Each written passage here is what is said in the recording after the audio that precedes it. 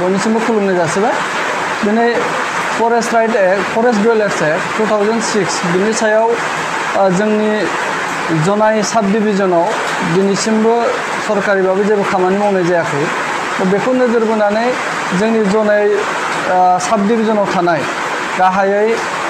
जोंनिया पबा रिजार्भ कपस रिजार्भ बिनि उनाव जामजिं आरो सेंगाजान लालि आरो गालि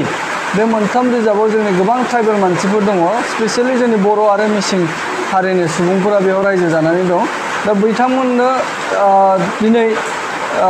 जोंहा हानि मोनथाय गैया जानानै थाबाय दा बेनिखायनो फरेस्ट राइट 2006 नि बायदियै जिहेतु जोङो डिसेम्बर 2013 नि सिगाङाव थानाय जायफोर सुबुंफोर दं बिथांमोननो लेन्ड राइट होनायनि आयेन मोनसे दङ बे आयेनखौ लानानै जोंनि गोबां सुबुंफोरा मिथियाखै बा जोंनि आफादफोरा मिथिहोनांगौब्लाबो बायदिसिना जाहोनाव हयथ' मिथिहोनाय जायाखै दा बेनिखायनो जोङो दिनै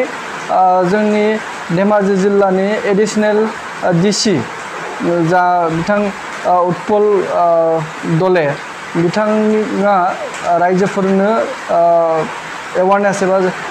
सांग्रांथि खालामनो थाखाय बे मेलखौ हांख्रायनो जोंनो बिबान होदोंमोन दा बेबायदि हिसाबै जोङो बिथांनि प्रेजेन्सआव जों बे मेलखौ खुंदों आरो बे मेलनि गेजेरजों जोंनो जोंनि जा एडिशनेल डिसि बिथाङा जोङो लेन्ड राइटखौ माबोरै मोननो हागौ लेन्डनि सार्टिफिकेटखौ जों माबोरै मोननो हागौ बिनि सायाव गासै जोंनि जायफोर सुबुंफोरा रिजार्भ बा मा होनो फरेस्टनि सिङाव दङ दा बेफोरखौ लानानै सावरायनाय जादों आरो बेवहाय जोङो डिभिजनेल फरेस्ट अफिसार जोंनि धेमाजि डिभिजननि बिथां जोंना रहिनी कुमार दास बिथाङाबो जोंनि मेलाव सफैदोंमोन दा बिथाङाबो जोंनियाव एफआरसि दानानै जोङो माबोरै थाबनो मोननो हायो आरो बेखौ जोबोद गोख्रैयै मावफुंनो थाखाय बिथाङा खोथा होदों आरो बिथाङा जोंखौ बुंदों जे नभेम्बर डिसेम्बरनि गेजेराव जेसेबां हा मोनथावना सुबुंफोर दं बे सुबुंफोरनो बिथाङा हानि सार्टिफिकेट होनायनि बाथ्रा जोंनो दिनैनि मेलनि गेजेरजों खोथादों आरो बेबायदि हिसाबै जोङो जिहेतु लेन्डआ मोनथाम केटेगरि रानदों बिथांमोना मोनसे जाबाय रेभिनिउ मोनसे जाबाय एनसि नन केडेस्ट्रियेल आरो मोनसे जाबाय फरेस्ट बे मोनथाम लेभेलखौ जाय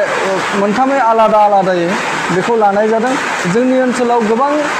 रेभिनिउ एरियायाव गोलैनाय सुबुंफोरा दङब्लाबो नाथाय हानि फाट्टा बिथांमोना दिनैसिमबो गैया रेभिनिउनि सिङावनो दङ नो डाउट खिन्थु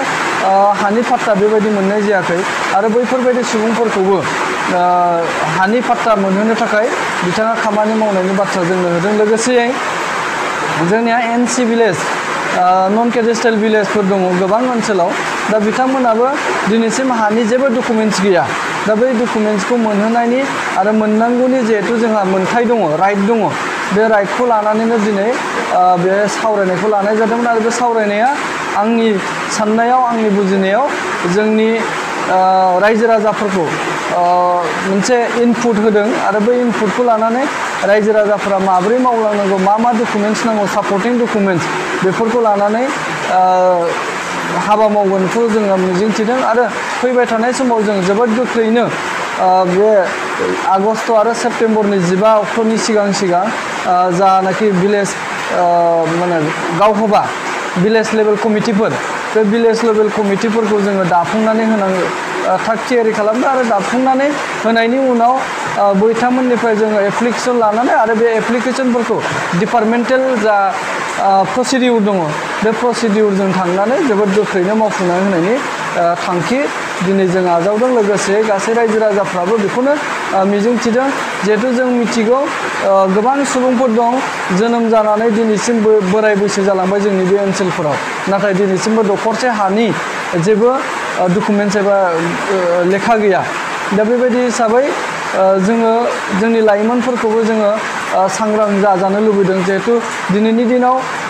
जायफोर गभर्नमेन्ट आसनिफोर दङ स्किमफोर दङ पलिसिफोर दं बेयाव हानि डकुमेन्ट्स बियो दा जेरै थांनाय समाव आसामनि बारग' गिबि मन्थ्रि सर्बानन्द सन'वाल बिथाङा मा होनो गामि ओनसोलफोराव सेल्फ हेल्प ग्रुप दानानै ट्रेक्टर राननाय माखासे हाबाफारि लादोंमोन एग्रिकालचार सेक्सनखौ डेभेलप खालामनो थाखाय तो बैहाय जोंनि गोबां बर' सुबुंफोरा बै आसनिखौ मोनफुंनो हायाखै अनलि बिकज अफ हा पट्टा गैया लेन्ड डकुमेन्ट्स गैया तो बिनि थाखाय जोंनि लाइमोनफोरखौबो माने डकुमेन्ट्सफोरखौ थाग थियारि खालामनो थाखाय जिहेतु बिमा बिफाया रोङा खायसेनिया लेखा फरायबोआखै नाथाय जोंनि दानि लाइमोनफोरा जिहेतु फरायनाय तो बेखौ बुजिनानै जों मावनो थाखाय दिनैनि नैबे मेलनि गेजेरजों बयखौबो खावलायनाय थाबाय।